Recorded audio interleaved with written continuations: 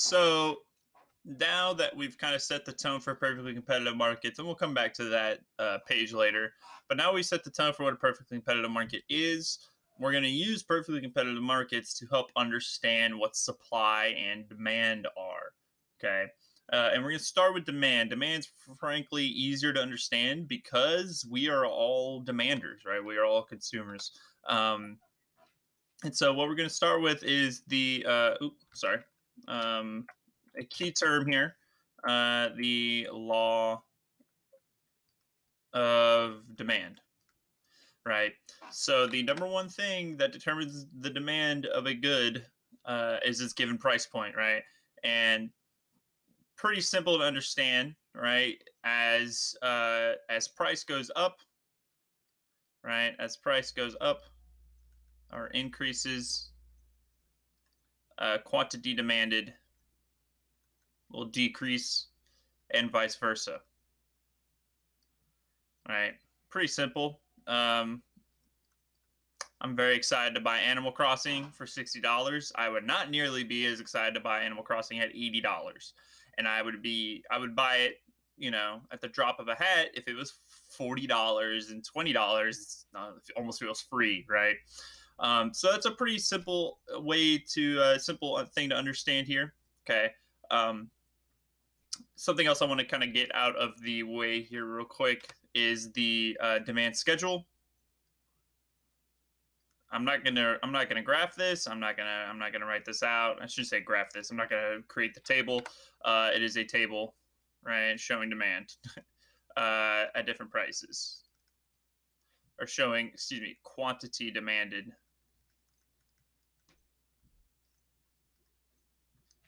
at different prices. Okay. Okay. So that's the demand schedule. It's literally it's a T chart, right? I don't need to show you that, hopefully. Okay. And now I want to take a look at this right here. This is a graph. Okay. And this is going to be a graph of the demand curve. Okay. That's what we're going to do here first.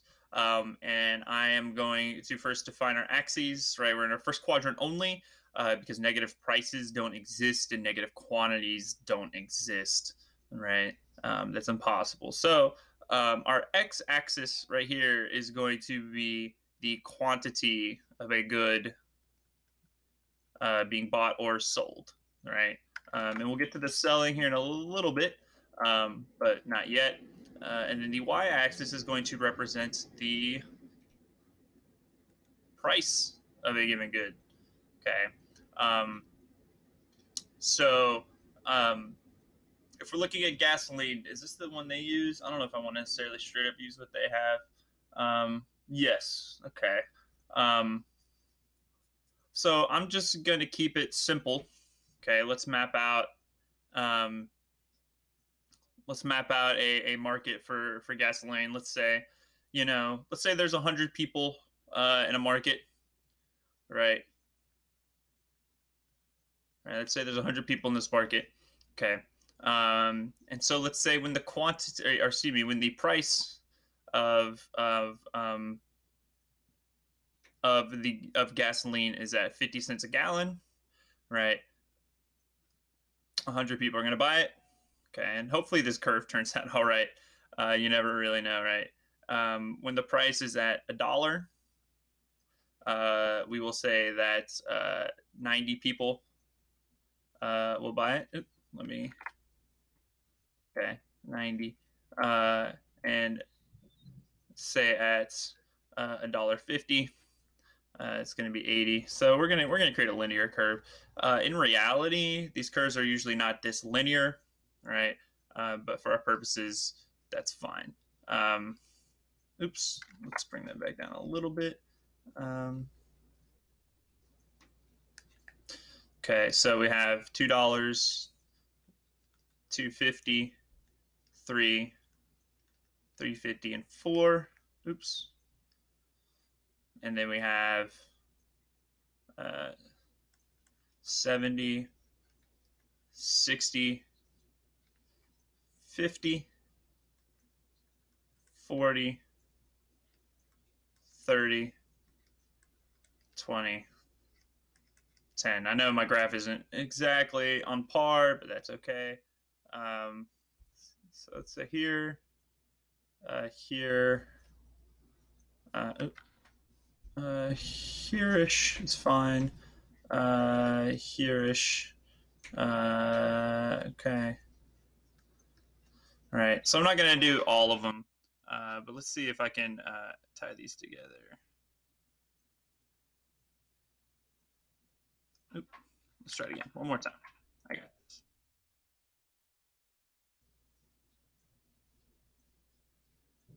Hey, that's pretty good. All right. I'll take it. So this is the demand curve for gas. Right, in a given market. So at 50 cents, 100 people, everybody in the market is willing to buy it.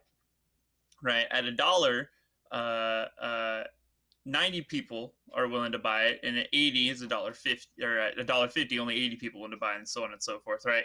So this fits in with the law of demand that as price increases, quantity demanded will decrease. Okay, and maybe this is a good time to discuss the difference of quantity demanded versus demand. Okay. Quantity demanded is the concept, is the individual points of this curve, right? It is the individual coordinate points, right? Whereas demand is the entire curve itself. Okay. So when you're talking about a change in price of a good, you are not saying demand changes. What you are saying is quantity demanded changes, right? Because if we change the price, we're not doing anything to the demand curve. We are simply going from one point on the curve to another, right? So if the price was to change from $1.50, right, up to $2.50, right, we would see a change in quantity demanded of about 20 units, right?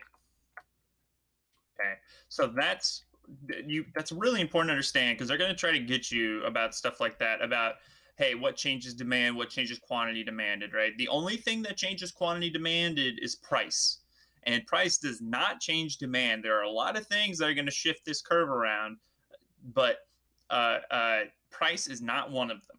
Okay, so that is a pretty simple explanation of what demand is. And now what I'm actually going to do is I'm going to do supply right now, actually, instead of going into the shifts just yet. Um, you know what? It might be better to do the shifts right now. So let's go ahead and do that. So whereas we just said that price, right, does not shift quantity demanded, or excuse me, price shifts quantity demanded, but not demand. There are things that will shift demand pretty significantly, right?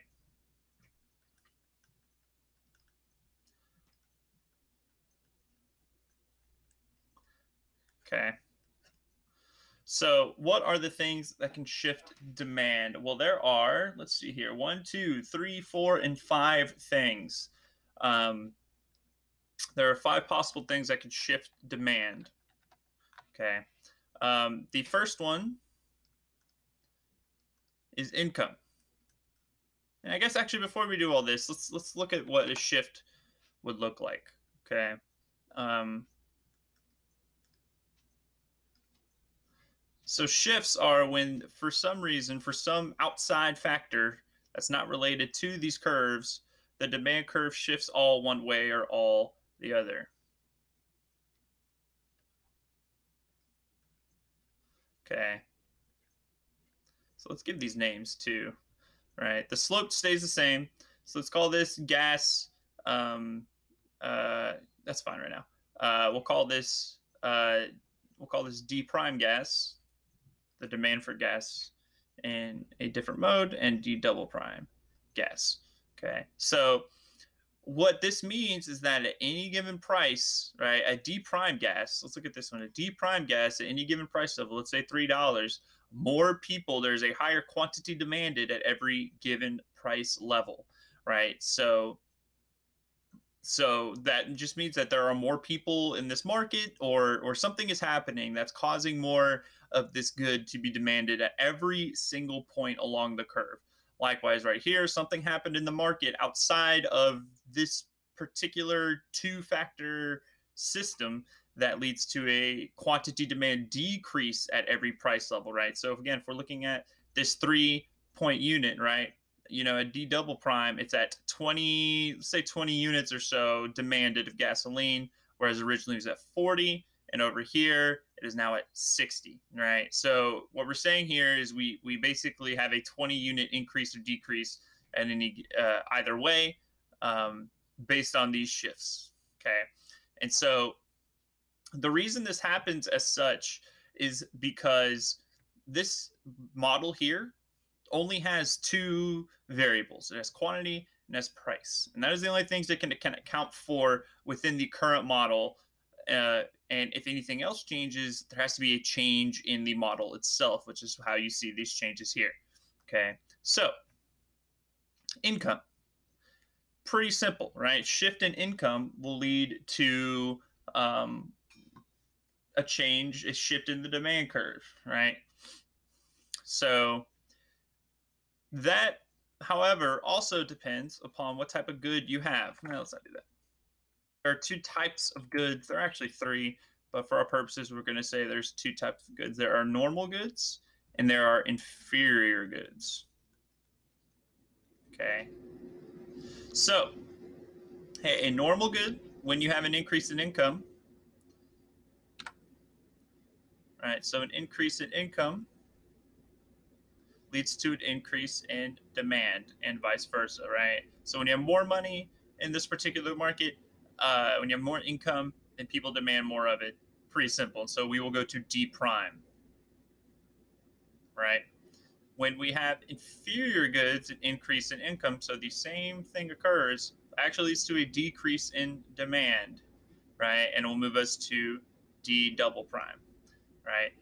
What are some inferior goods? Well, so when I was young, when me and my family were not well off, my mom was in college, and my stepdad was kind of a teaching assistant in college.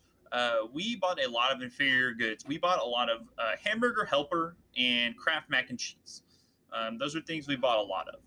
And when my mom was able to get a very successful job and we started to make a lot more money, all of a sudden our demand for those types of goods went way down. And I liked hamburger helper a lot. And so I'd always ask my parents, why are we having hamburger helper anymore? And that's because we were having, pork tenderloin or cooked or grilled chicken, right? And stuff like that are more of normal goods, where you see an increase in income, you see an increase in demand. Most goods are normal goods, but things like hamburger helper, things like ramen, right? Ramen is a well-known inferior good.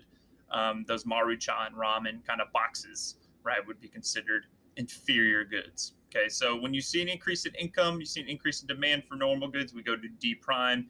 When you have inferior goods, you see an increase in income, you see a decrease in demand over to D double prime. Okay, so the second thing is the price of related goods.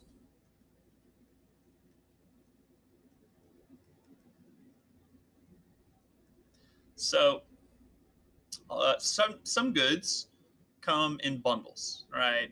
Not physical bundles, not actual bundles, but what we see is that when you buy one, you tend to buy another good that goes with it, right? Some examples of this are cars and tires, right? If you're not going to buy tires, then you're not going to have a car, right? Another example would be peanut butter and jelly, right? These goods that tend to go together. They don't necessarily come bundled, but a lot of times you will see people buy them together. Hot dogs and hot dog buns, hamburger and hamburger buns, right? And so we call those types of goods complements. Now, so if we consider the price of those goods to be a bundle, right? If we assume that we are going to buy those goods together, right? So when we see an increase in the price of a complement, the bundle has become more expensive, right? And so when that happens, we see a decrease in demand, and we will move to D double prime. right? So we will go over here in the market for jelly if the price of peanut butter goes up, because I am no longer going to buy the jelly, or I'm less likely to buy the jelly if the price of peanut butter goes up, right? Likewise, if we see a decrease in the price of the complement, we see an increase in demand and we move ourselves to D prime. So if the price of peanut butter goes down, all of a sudden my bundle of peanut butter and jelly is cheaper and I'm able to buy more of it. Okay. Um, so that's what complements are. There are, of course, the opposite of this, which are substitutes. Okay.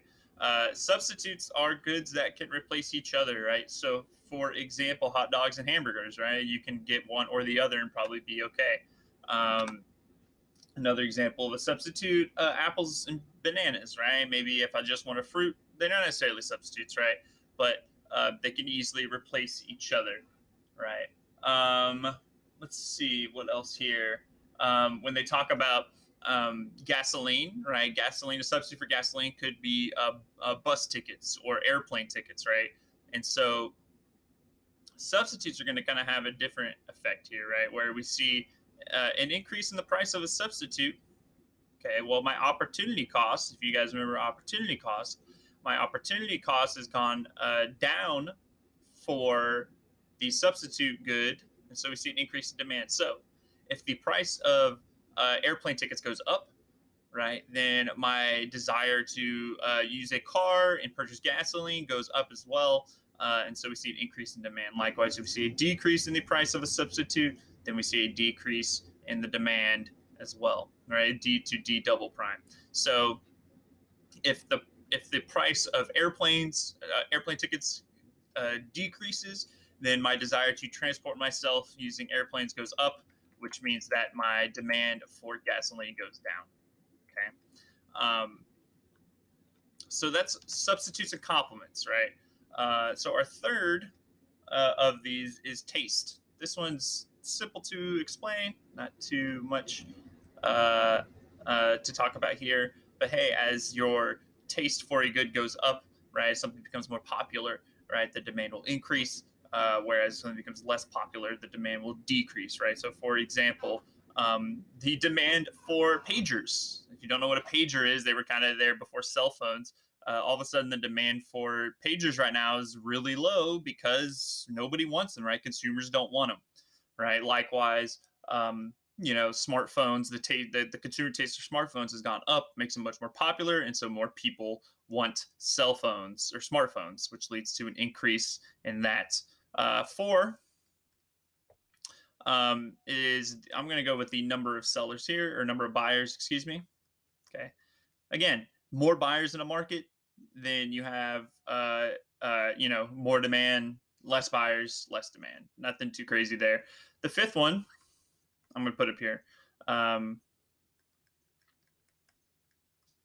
Expectations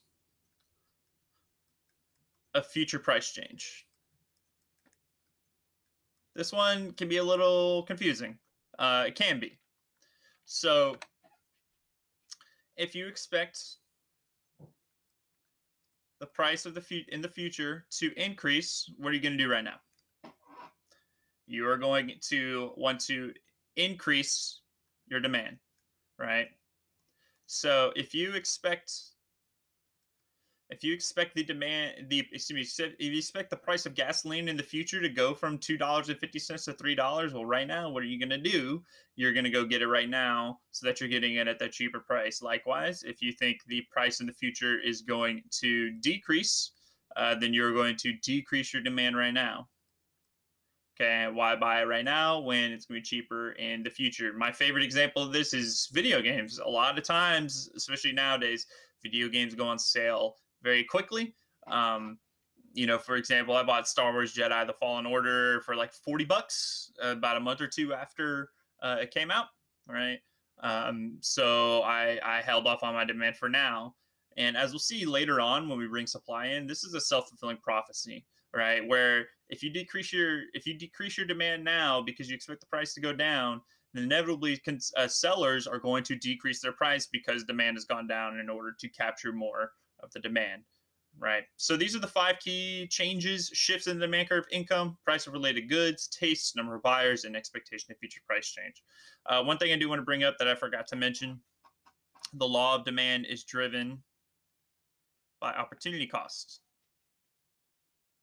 If you guys remember that from section 1, right? Basically, as the price of goods increases, right, the opportunity cost of that good goes up because you could be buying more different goods with that money. So if gasoline is $4 a gallon, right, a lot of people don't want it because they can spend that $4 a gallon.